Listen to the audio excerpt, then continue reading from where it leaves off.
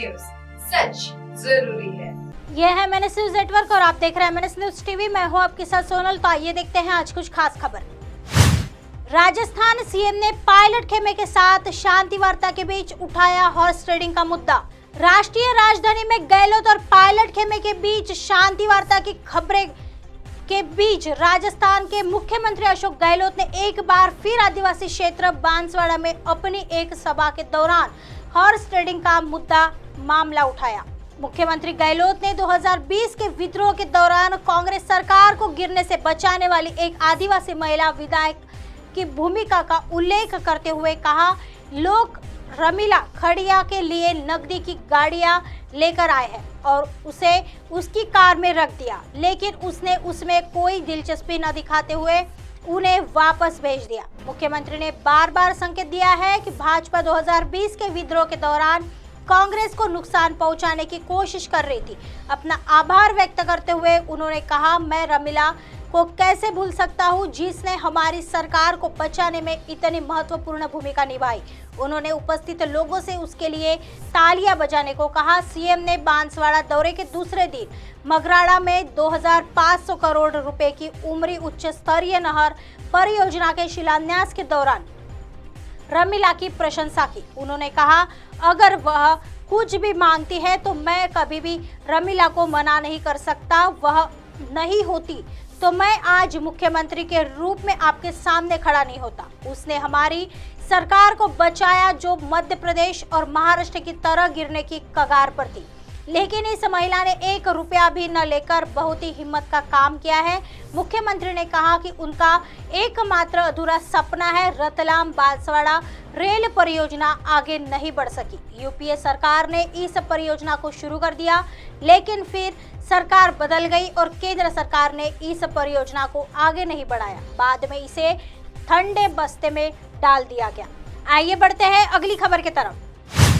आपदा के कारण न जाए किसी की जान, इसी लक्ष्य को लेकर सरकार कर रही काम। अमित शाह। केंद्रीय गृह मंत्री अमित शाह ने आपदा के कारण होने वाली मृत्यु की संख्या को 0 तक पहुंचाने के लक्ष्य के साथ काम करने का दावा करते हुए कहा कि आपदा प्रबंधन में विगत 9 वर्षों में केंद्र सरकार ने राज्यों के साथ मिलकर काफी उपलब्धियां प्राप्त की, लेकिन हम इन उपलब्धियों पर संतुष्ट होकर नहीं बैठ सकते, क्योंकि आपदाएं लगातार अपना स्वरूप बदल रही है और इसकी तीव्रता बढ़ रही है। उन्होंने यह क्षेत्र में आ रहे बाढ़ और नए स्थानों पर लू के थपेड़ों का जिक्र करते हुए कहा कि इन चुनौतियों के मद्देनजर हम सबको भी अपनी तैयारियों को और व्यापक और पैना करते रहना होगा। केंद्रीय गृह मंत्री अमित शाह ने मंगलवार को नई दिल्ली के विज्ञान भवन में राज्य और केंद्र शासित प्रदेशों के आपदा प्रबंधन मंत्रियों के साथ बैठक की अध्यक्षता करते हुए आगे यह भी कहा कि हमारे देश में आपदा प्रबंधन कोई नई कल्पना नहीं है। आइए बढ़ते हैं अगली खबर की तरफ। राज्यपाल से सीएम ममता बनर्जी का घमासान, वीसी का वेतन भत्ता बंद करने का आदेश। पश्चिम बंगाल में राज्य सचिवालय और राजभवन के बीच जारी विवाद में अब एक नया मोड़ आ गया है। राज्य के शिक्षा विभाग ने राज्यपाल सीवी आनंद बोस द्वारा नियुक्ति राज्य के विश्वविद्यालयों के अंतरिम कुलपतियों के वेतन और भत्तों का भुगतान रोकने का आदेश दिया है। राज्य के उच्च शिक्षा विभाग के विशेष आयुक्त ने इन राज्य विश्वविद्यालयों के रजिस्ट्रारों को कुलपतियों के वेतन और भत्तों का भुगतान रोकने का निर्देश दिया है, क्योंकि राज्य उच्च विभाग इसके लिए वित्तीय मंजूरी नहीं देता है। विश्वविद्यालय को भेजे गए कम्युनिक में साफ कहा गया है कि ऐसी नियुक्तियों पर राज्य सरकार की सहमति नहीं होती है।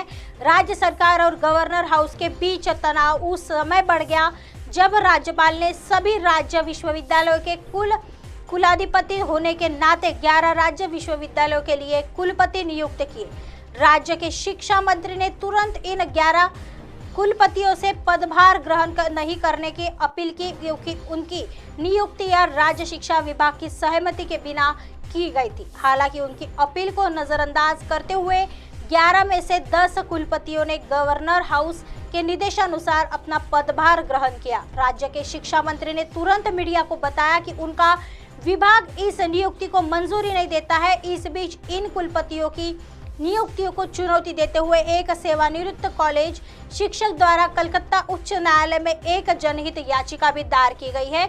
अब राज्य शिक्षा विभाग द्वारा इन कुलपतियों के वेतन और मजदूरी का भुगतान रोकने के आदेश के साथ आने वाले दिनों में गवर्नर हाउस और राज्य सचिवालय के बीच तनातनी बढ़ने की आशंका है।